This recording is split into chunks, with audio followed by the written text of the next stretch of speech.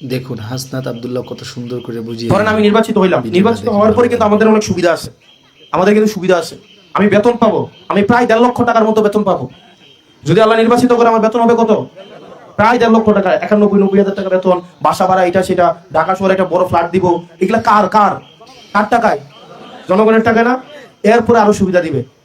সুবিধা হচ্ছে এই যে গাড়ির, রাস্তায় গাড়ি আছে না, এই গাড়ির দাম ধরেন এটা 10 লাখ 12 লাখ টাকা, কিন্তু আপনি কিনতে যান এই গাড়ির দাম 50 লাখ টাকা, কারণ আপনাকে ট্যাক্স দিতে হয়।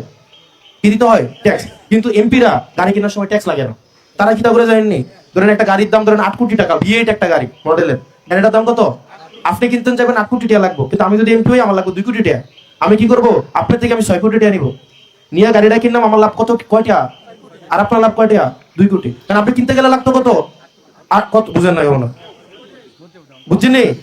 তার মানে আপনার 2 কোটি টাকা লাভ আর আমার 4 কোটি টাকা লাভ। বুঝছেন? আপনি কি আমার সংসদে পাঠান গাড়ি কিনোনের লেগিয়া? গাড়ি কিনোনের লেগিয়া আরো সুবিধা আছে এমপিরা। সুবিধা কি জানেন?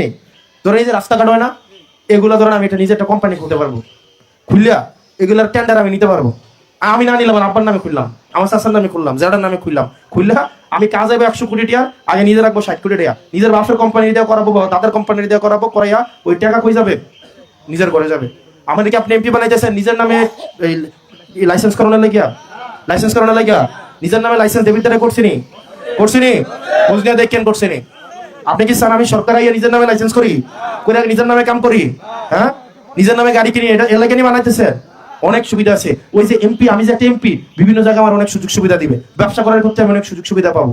এখন এই জিনিসগুলোকে আমরা বন্ধ করে দেবো ইনশাআল্লাহ। আমরা এমপি হওয়ার পর আল্লাহ যদি তৌফিক দেয়, কোন এমপি ট্যাক্স ফ্রি গাড়ি কিনবে, এই রিচুয়াল আর বাংলাদেশে থাকবে না। আমি কথা দিয়ে যাচ্ছি, আমি নিজে তো কিনবো, কিনবো না, না নাই, আমার পরিবারকে ওটার সুযোগ সুবিধা আমি ওইটা দিব না।